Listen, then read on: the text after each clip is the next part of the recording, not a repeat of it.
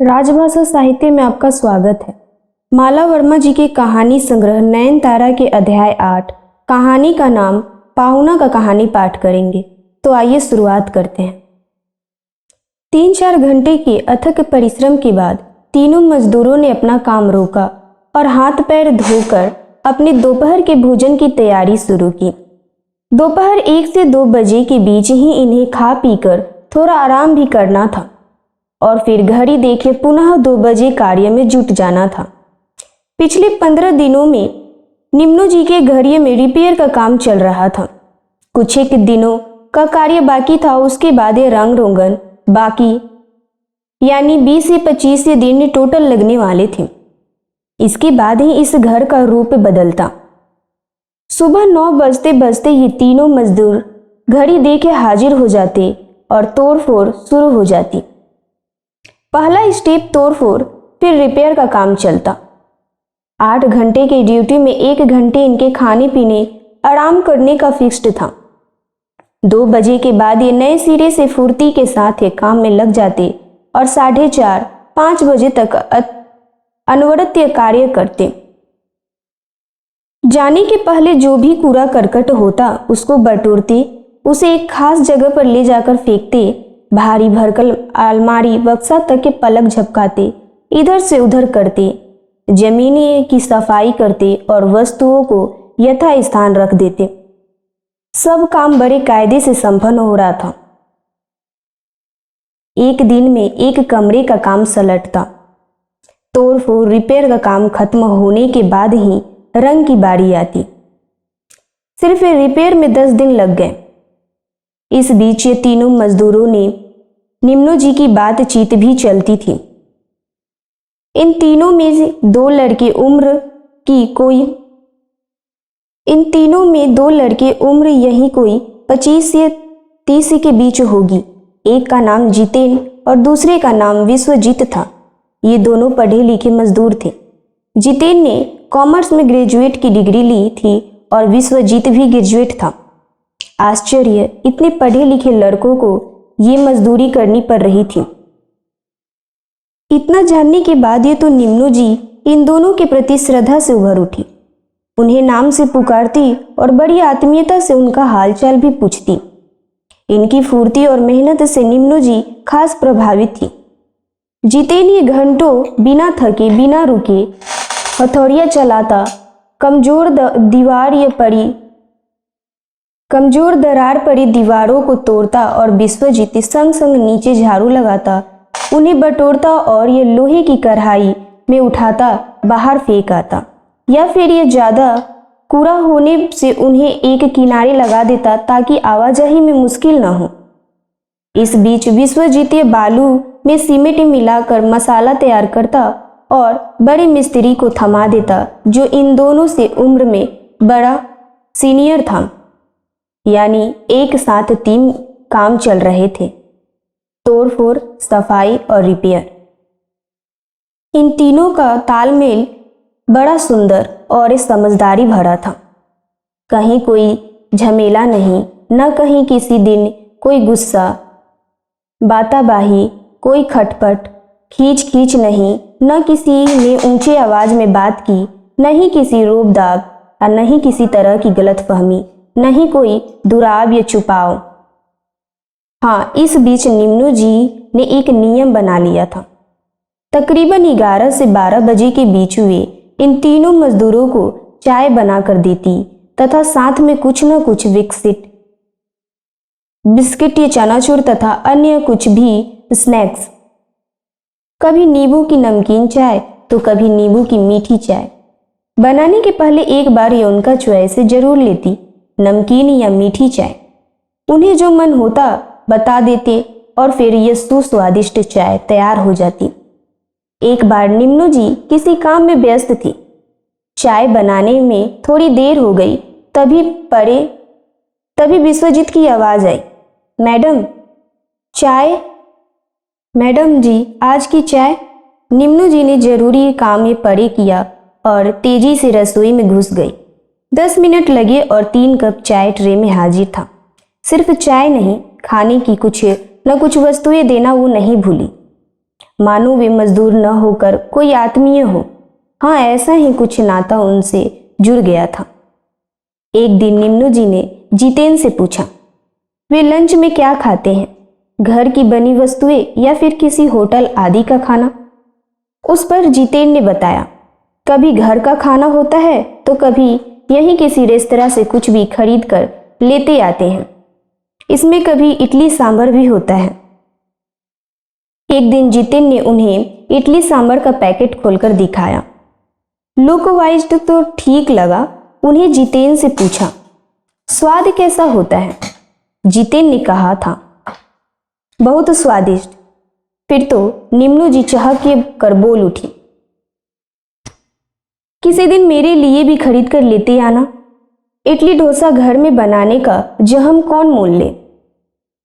जोश जोश में कह तो दिया, लेकिन बाद में वे खुद भूल गई। जितेन ने अपने काम में व्यस्त रहा तो वो भी विसर गया। खैर, लंच के बाद ये तीनों निम्नो जी के घर के बाहर जहां गाड़ी की पार्किंग है, खुली जमीन पर लेटकर आराम करते, सिर के नीचे तकिए की जगह अपना झोला रख देते। उन्हें इस तरह खुरदुरी खुली जमीन पर सोते देख निम्नो जी को बहुत बुरा लगता। एक दिन उन्होंने एक दर्री और एक मोटे प्लास्टिक का टेबल क्लॉथ देते हुए कहा, इन्हें जमीन पर बिछा दिया करो। चींटी, कीड़े मकोड़े उस इलाके में हर कहीं मौजूद है, उससे बचाव होगा। लेकिन आश्चर्य, तीनों में कोई एक तैयार नहीं हुआ। उनका कहना था, आपके यहाँ हमें सुविधा मिल रही है, दूसरी जगह तो हम ऐसे ही रहते हैं, हमें अपनी आदत खराब नहीं करनी। चाहते तो हम अपने घर से पुरानी चादर वगैरह लेते आते, लेकिन छोड़िए, खाने पीने के वक्त यूं ही चला जाता है। मात्र आधे घंटे के लिए क्या चादर क्या दरिया बिछाना, ठीक से नींद कहाँ आती है। तुरंत उठकर 2 बजे काम भी शुरू करना होता है। आप हमारा इतना ख्याल रख रही हैं, जबकि और जगहों पर तो कोई पानी के लिए भी नहीं पूछता। सच पूछिए तो मजदूरों गरीबों की कोई कदर नहीं होती। निम्नो जी त्वरित हो उठी, मैं बिल्कुल ऐसा नहीं सोचती। तुम मजदूर न करो तुम मजदूरी न करो तो अमीरों की सानिय में इमारतें कैसी खड़ी होंगी। जिन अमीरों से एक ईंट न उठे वे घर की दीवारें कैसे चुनेंगे। औरों के मन में क्या है उससे मुझे सरोकार या नहीं, मेरे लिए तुम सबका बहुत महत्व है। बरसों से इस घर की दीवारें डर की हुई थी, दरारें देख डर लगता था। हर बरसात में लगे जैसे दीवारें भरभरा के गिर जाएंगी। आखिर तुम तीनों ने मिलकर मेरे घर की दीवारों को मजबूती बनाया। हमें तसल्ली मिली, मेरी रातों की नींद हराम हुई थी, उससे छुटकारा मिला। ये एहसानियत क्या मैं भूल सकूंगी? अगर भूल जाऊं, तुम सबकी मेहनत की कदर ना करूं, तो मैं नमक हराम हूं। एक दिन बातों बातों में पता चला जितेन व विश्वजीत बिजली मिस्त्री का काम भी जानते हैं और उनका मुख्य पेशा वही था, लेकिन अभी मंदी में वे मजदूरी का काम कर रहे थे। जितेन तो फिर भी इस मजदूरी तोड़ फोड़िए में रम गया था, लेकिन विश्वजीत को ये मजदूरी वाला काम खुद ही पसंद नहीं था। लेकिन क्या करें, घर बैठने से अच्छा है खट कर कुछ कमा लिया जाए। जितेन की जिद्दी से विश्वजीत रोजाना आ जाता था। इन दोनों को बागवानी में रुचि है और निम्नो जी तो खुद पगलाई रहती हैं। घर के बाहर अपना एक छोटा सा बगीचा बना रखा है। अब ये आए दिन ये खासकर विश्वजीत कुछ न कुछ छोटा मोटा गाछ लगाता है और निम्नो जी को उससे पौधे का परिचय देकर वहीं मिट्टी में रोप देता है। उसका कहना है जो पौधा वो लगाया है यहाँ गार्डन में नहीं है। अभी बरसात का दिन है, कुछ भी लगाइए पनप जाएगा। यही नहीं, निम्नो जी के पास ये जो कलेक्शन था उसमें से कुछ पौधे विश्वजीत ने परमिशन लेकर अपने घर की शोभा बढ़ाई। इन दोनों मजदूरों व मेम साहब के बीच एक सौहार्दपूर्ण वातावरण बन गया था। निम्नो जी के पति डॉक्टर हैं इसकी वजह से विश्वजीतीय ने अपनी कुछ शारीरिक समस्याएं बताई और उसका निवारण भी हुआ। घर में दवाइयों की कमी नहीं थी, वे जरूरत पड़ने पर ले जाते। खासकर विश्वजीत बहुत खुश था, उसकी महीनों की समस्या कुछ दिन में ठीक हो गई थी। निम्नो जी ने उसे तसल्ली दी, जब भी जरूरत हो दवा वीरो कुछ सुझावे की तो जरूरत ये चले आन। घर या में चैम्बर में या फिर फोन ये से संपर्क कर सकता है।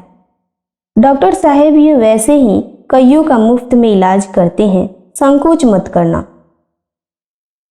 इन तीनों मजदूरों की कठिन मेहनत से आखिरकार रिपेयर का काम खत्म हुआ। अब रंग रोगन, खिड़कियों पर पेंट का काम रह गया था।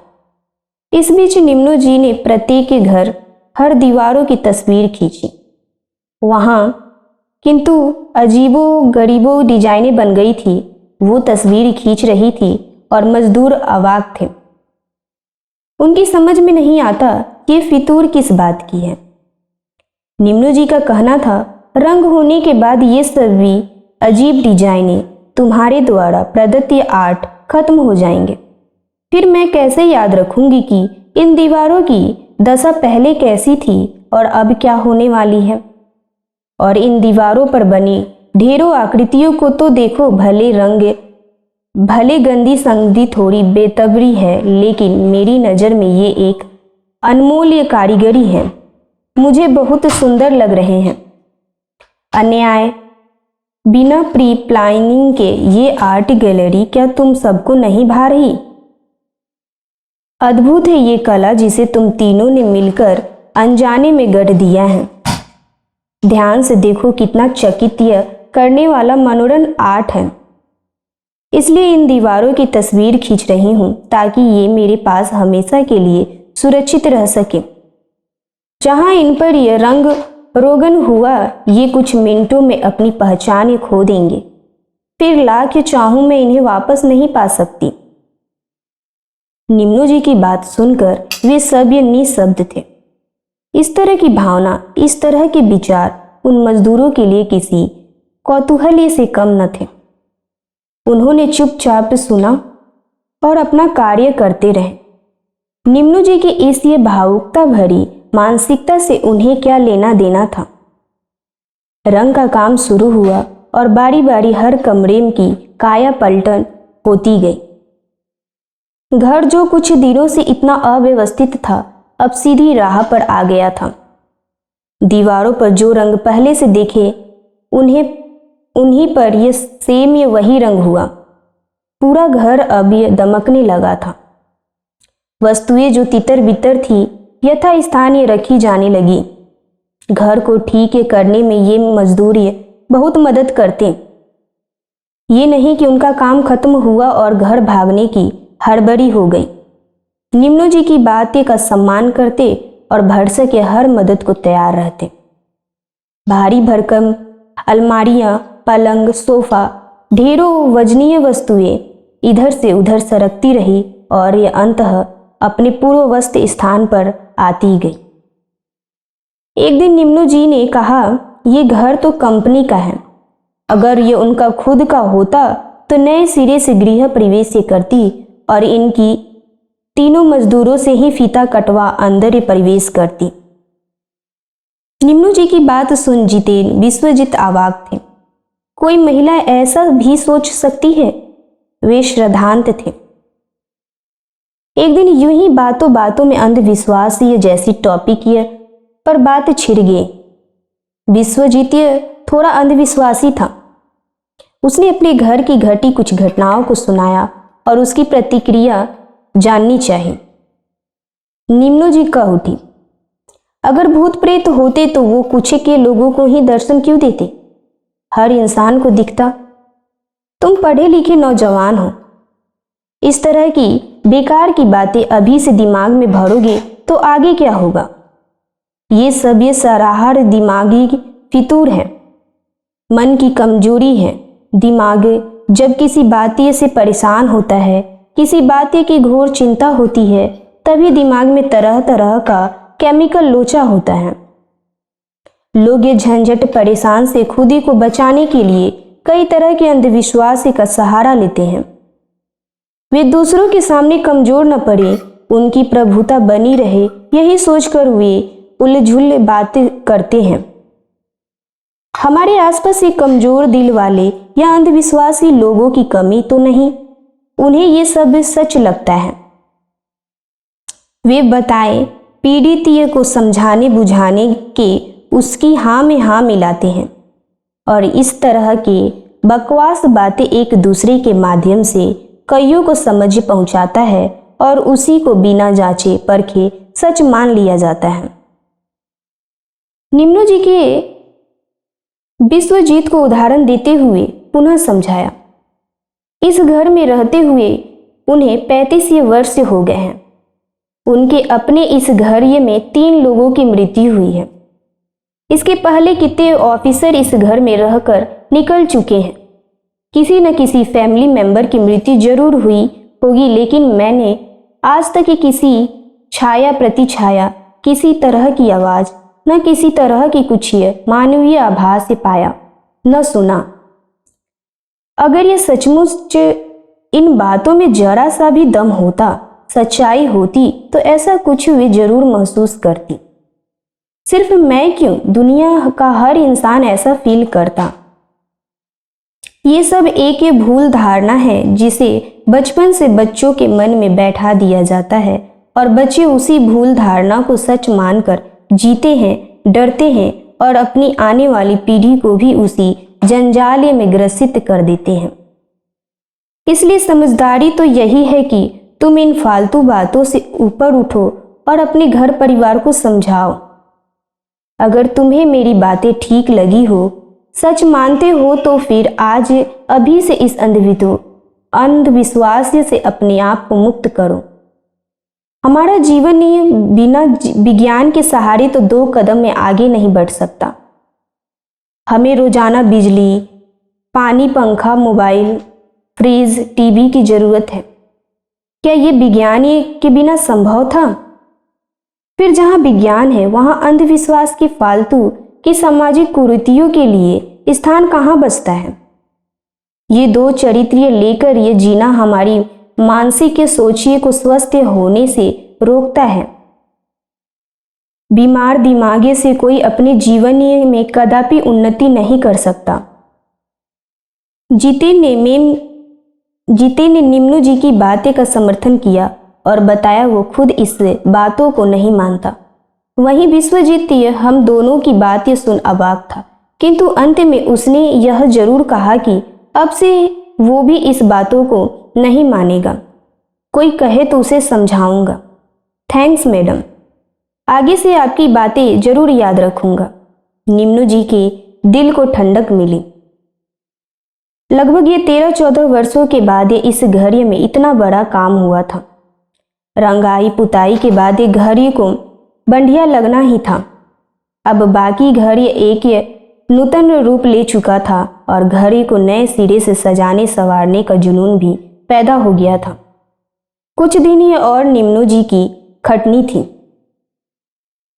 जिस दिन काम्य का इतिश्री होनी थी उसके एक दिन पहले जितेन ने बता दिया था। थोड़ा बहुत ये जो टुकटाक या साफ सफाई का काम था, दूसरे दिन से कर उन्हें यहाँ से फाइनली निकल जाना था। उन्हें अन्य जगह काम मिल गया था, वहाँ भी कई दिन लगने, फिर वहाँ से कोई और ये नया काम। निम्नो जी ने जितेन का मोबाइल नंबर नोट किया ताकि कभी जरूरत हो तो उसे बुला सके। निम्नो जी ने अपना एक नया फ्लैट भी खरीद लिया था। खासकर बिजली का काम ये तो वे जितेन से ही करवाना चाहेगी। जितेन विश्वजीत तैयार थे।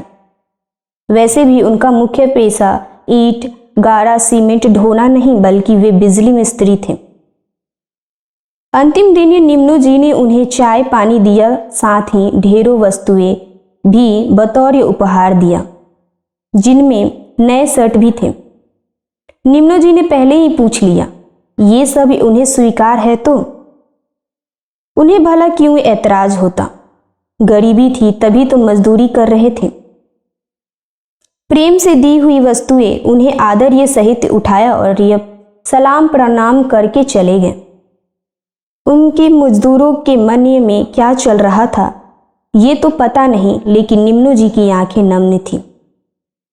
निम्नू जी की पड़ोसन ये जो उनकी घनिष्ठ सहेली भी थी वो अवाक रह गई। उसका कहना था ये मामूली मजदूर थे और तुमने उनकी ऐसी विदाई की मानो घर आए कोई पाहुना हो। इस तरह का वाक्य तो मैंने कहीं नहीं देखा और न सुना। मजदूर को चाय पानी नाश्ता दवाई बीरो टॉनिक के साथ इतने सारे उपहार। क्या हो गया है तुमको? क्या तुम्हें इन्हें पाहुना समझ लिया था? सच्ची तुम तो एक उदाहरण बन गई हो। हाँ, मैंने इन्हें कहीं से भी लाचार गरीब बेबस मजदूर नहीं समझा।